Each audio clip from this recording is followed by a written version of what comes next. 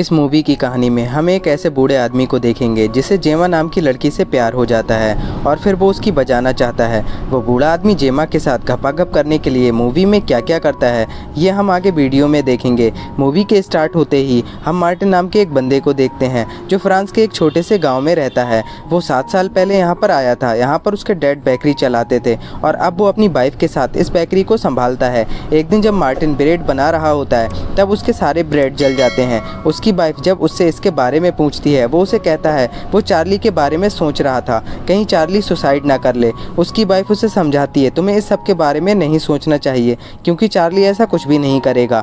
इसके बाद Martin Charlie के घर जाता है। यहाँ पर चार्ली अपनी वाइफ जेमा का सामान जला रहा होता है। जब चार्ली यहाँ से जाता है तब मार्टिन को जेमा की डायरी मिलती है और वो उसे जल्दी से छुपाकर अपने पास रख लेता है। घर आकर मार्टिन उस डायरी को पढ़ता है और यहाँ से इस मूवी की स्टोरी शुरू होती है। फ्लैशबैक में हमें काफी टाइम पहले का समय दिखाया जाता है जहाँ पर जेमा और चार्ली की शादी हो रही थी और चार्ली जेमा के साथ एक छोटे से गांव में रहने के लिए आया था। जब मार्टिन अपने नए पड़ोसियों को देखता है तब वो उनके पास जाकर उनसे बातें करता है। एक दिन चार्ली जेमा को लेकर मार्टिन की दुकान पर आता है। यहाँ पर जेमा मार्टिन के बनाए हुए ब्रेड को टेस्ट करती है। दूसरी तरफ मार्टिन जेमा की खूबसूरती को ताड़ रहा था जिसे देखकर उसका औजार खड़ा हो रहा था। इसके बाद शाम के टाइम जब मार्टिन अपने घर पर जा रहा होता है तब उसकी मुलाकात जेमा से होती है। ये लोग रास्ते में बातें करते हुए जाते हैं। इसके बाद मार्टिन उसे गार्डन दिखाने के लिए ले जाता है। यहाँ के फ्लावर्स को देखकर जेमा बहुत खुश होती है। इसके बाद हम देखते हैं एक दिन जेमा मार्टिन की बेकरी पर आती है। जेमा को मार्टिन के बनाए हुए ब्रेड काफी पसंद आते हैं। फिर मार्टिन उससे कहता है क्या तुम्हें ये जानना है मैं इन ब्रेड को कैसे बनाता हूँ?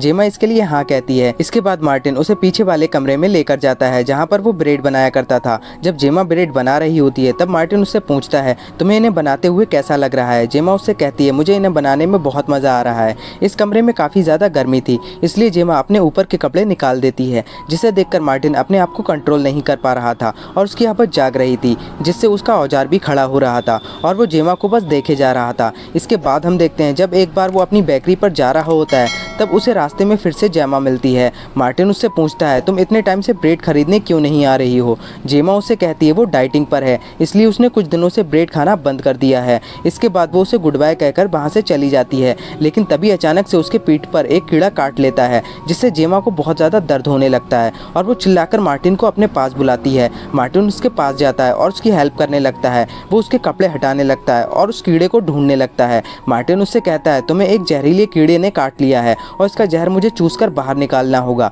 जेमा उसे जल्दी से वैसा करने के लिए बोलती है। इसके बाद मार्टिन जल्दी से उसकी पीठ चूसने लगता है। इन दोनों को ऐसा करते हुए देखना बहुत ही अजीब लग रहा था। उसी टाइम वहाँ पर एक लड़का आ जाता है और वो मार्टिन से जाकर पूछता है तुम इसके साथ क्या कर रहे हो? इसके बाद मार्टिन उस लड़के को सारी बात समझा देता है लेकिन तभी जेमा बेहोश हो जाती है। इसके बाद ये दोनों उसे हॉस्पिटल लेकर जाते हैं। डॉक्टर उसका ट्रीटमेंट करता है और उसे बताता है तुम जल्दी ही ठीक हो जाओगी। जब ये लोग हॉस्पिटल से घर वापस आ रहे थे तब जेमा मार्टिन के कंधे पर सर रखकर सो जाती है क्योंकि उसे बहुत ही वीकनेस फील हो रही थी। मार्टिन को जेमा का ऐसा करना बहुत अच्छा लगता है। अगले दिन हम देखते हैं मार्टिन अपनी शॉप के बाहर खड़ा होता है। तब वो जेमा और उस लड़के को बातें करते हुए देखता है। उन दोनों को बातें करते हुए देखकर मार्टिन मन में सोच लेता है इन दोनों का अफेयर बहुत ही जल्दी स्टार्ट हो जाएगा। एक बार जब मार्टिन कहीं जा रहा होता है तब वो जेमा को देखता है जो गाड़ी से कहीं जा रही होती है। इसके बाद मार्टिन उसका पीछा करने लगता है। मार्टिन देखता है जेमा उस लड़के के घर पर जा रही थी जिसका नाम हर्ब होता है। मार्टिन उन दोनों को साथ में देखकर बहुत ज़्यादा शॉक हो जाता है। मार्टिन को पहले ऐसा लगता है जेमा उस लड़के के साथ वाइन पीने के लिए गई होगी क्योंकि उस लड़के ने उसकी मदद की थी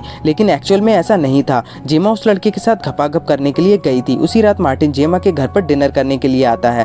तभी वो जेमा के गले पर लव बाइट देखता है। उस बाइट को देखकर मार्टिन समझ जाता है उस लड़के ने जेमा को खोद डाला है। ये देखकर मार्टिन बहुत उदास हो जाता है क्योंकि वो जेमा को बहुत ज़्यादा पसंद करने लगा था।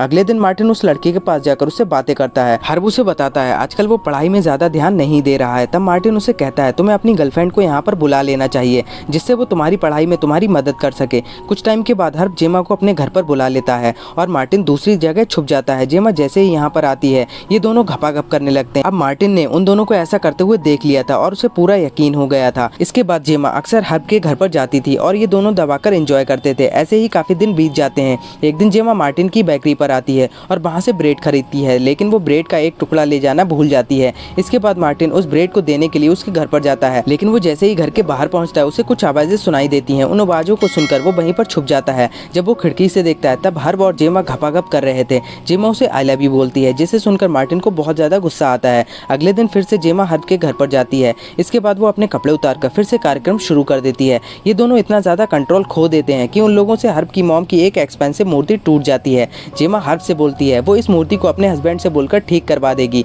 और फिर वो हर्ब से कहती है हम दोनों को लंदन चले जाना चाहिए। इसके बाद हम देखते हैं जेमा को एक लेटर मिलता है। उस लेटर को पढ़ने के बाद जेमा हर्ब से मिलने के लिए उसके घर पर जाती है। दूसरी तरफ हम देखते हैं जब हर्ब की मॉम घर पर आती है तब उन्हें उनकी एक्सपेंसिव मूर्ति नहीं मिलती। हर्ब कहता है उस मूर्ति पर स्क्रैच आ गई थी, इसलिए उसने उसे ठीक करने के लिए पास के एक आदमी को दे दिया है। तभी जेमा को एक मैसेज मिलता है जिसमें हर्ब ने लिखा होता है मैं तुम्हारे साथ लंदन नहीं भाग सकता, जिसे देखकर जेमा सैड हो जाती है। दूसरी तरफ चार्ली को जेमा पर शक होने लगा था क्योंकि जेमा अब चार्ली पर ज्यादा ध्यान नहीं दे रही थी। इस बात से चार्ली बहुत ज्यादा अपसेट हो गया था और वो गुस्से में कुछ दिनों के लिए लंदन चला जाता है। कुछ दिनों के बाद हम देखते हैं जेमा से मिलने के लिए उसका एक्स बॉयफ्रेंड पैट्रिक आता है। कुछ टाइम के बाद मार्टिन इन दोनों को सड़क पर किस करते हुए देखता है। ये देखकर मार्टिन समझ जाता है जेमा को क्या चाहिए। इसके बाद हम देखते हैं पैट्रिक फिर से जेमा के घर पर आता है।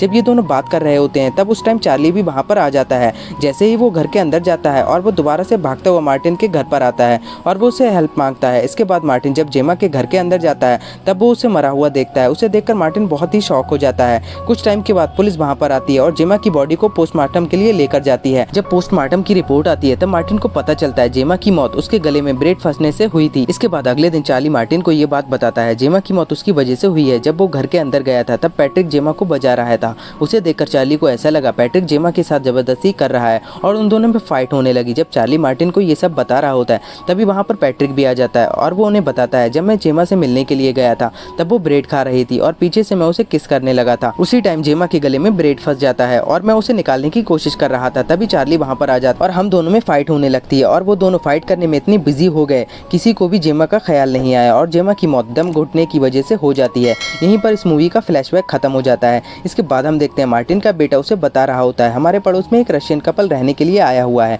ये सुनकर मार्टिन उनके पास जाता है और यहीं पर ये मूवी खत्म हो जाती है। आई होप आपको एक्सप्लेनेशन अच्छा लगा होगा। अगर आपको वीडियो पसंद आए तो प्लीज़ इसे लाइक कर दीजिए और चैनल को सब्सक्राइब कर लीजिए। मैं मिलता हूँ आपसे अगले वीडियो में।